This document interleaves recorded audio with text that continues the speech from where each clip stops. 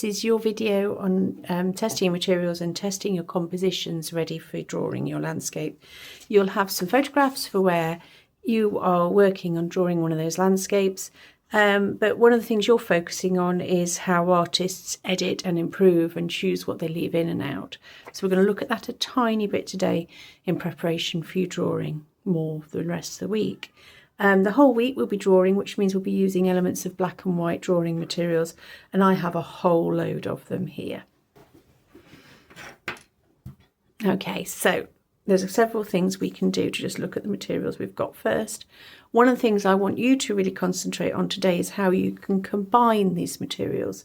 I've got the video sketches here for the Key Stage 1. This is the Key Stage 1 one, where they were just testing different textures and pencils. This is the Key Stage 2 one, where they were working on different coloured backgrounds and combining materials and textures. So yours is hopefully going to go up to that next stage and be even better. I have got 2 sheets of paper here, just in case this becomes a double-page spread. It depends how much time you've got to work on it. Okay, so we're working with these days on making our sketchbook page in itself a little mini work of art.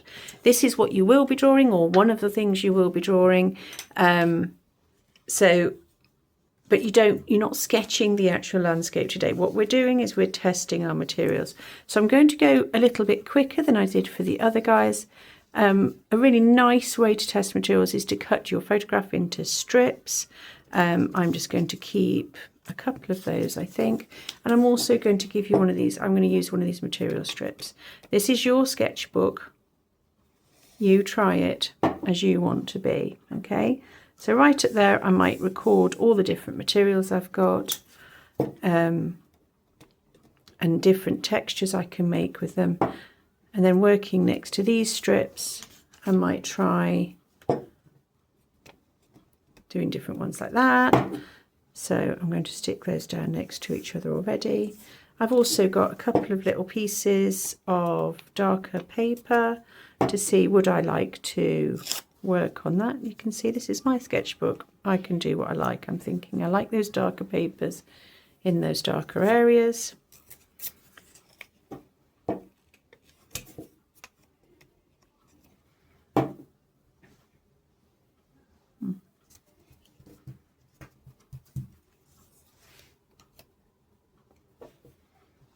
Okay, so that's just me laying out a few things on my page to start with.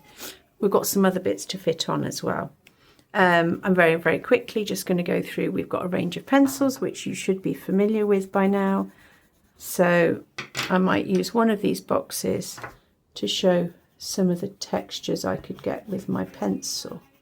I might use 2 because pencil really is the main drawing element we've got. I have a tendency to always go diagonally, but actually if I force myself to do other kinds of marks, it's quite interesting. So you could maybe use one of these to explore lots and lots of different textures. Further down the school they've been using these just for the materials, but this would maybe make a nice texture. The nice thing about the charcoal is you can smudge it, but also the bad thing about the charcoal is you can smudge it with your finger. So you're starting to looking at combining materials. So maybe this would be a nice place. What does chalk and charcoal look like together?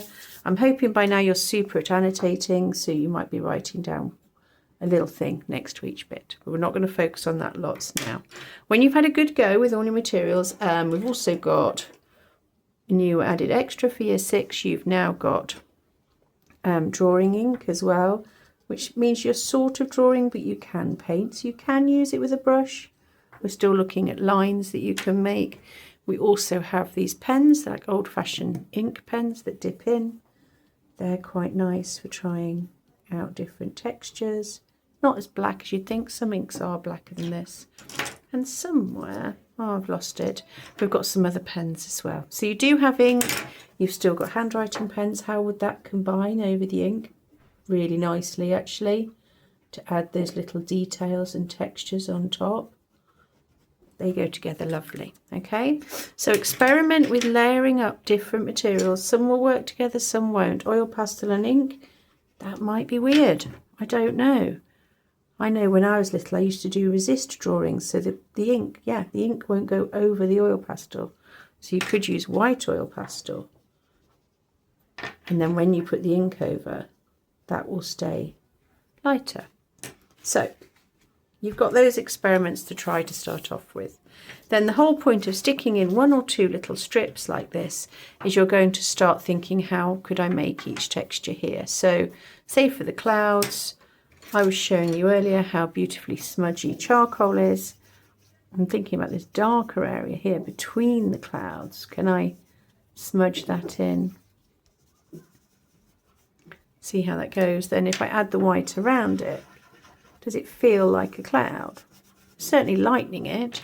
Maybe it would be better if I mixed in a very dirty oil pastel that's made it go purple. That's a shame. There we go. Just blend it in even more. The best way to blend oil pastels is with another oil pastel. So that's interesting in itself. So I'm thinking about the clouds. How will I get those to look light and soft and fluffy? I've added this here because I liked how dark it was to make the dark mountains.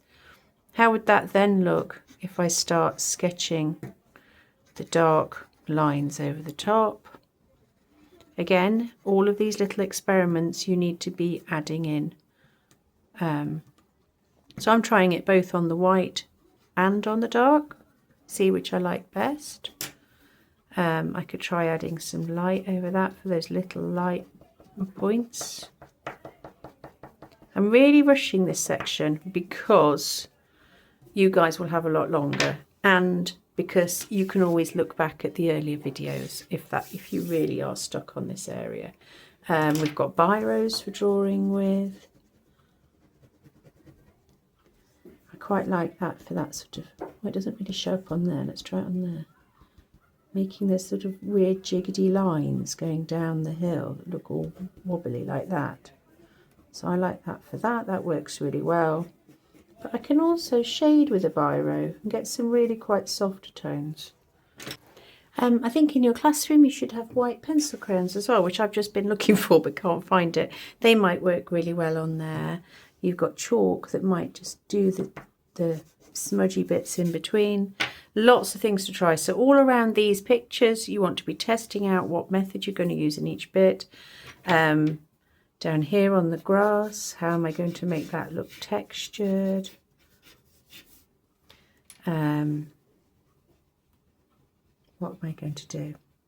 I'm quite a messy worker. I know lots of you are much more tidy than I am, but I quite like the way these different elements are overlaying to get different colours. This is starting to look quite good, like these 3 different tones here. And it doesn't matter if I put pencil over charcoal. That's what we're looking for. If I wanted to go even darker in some of those areas, I might try one of the pens. Just be careful with the pens. I don't think they'll work very well. We may actually break them if you put them on them. Okay, but you can start building those textures up by adding more and more materials together. Okay, lots of annotations, lots of notes, just like you would have done in previous years. And then we've got a sort of extra element for you guys, which is I want you to be thinking about your composition, which is the way your picture sits together. So you might just do a little really free 3 little boxes I'm going to go for. You've also got shapes to draw around. You'll have these post-it notes, so you can possibly stick them onto here and trace sections of your picture so that you can sort of make it simpler. See which elements.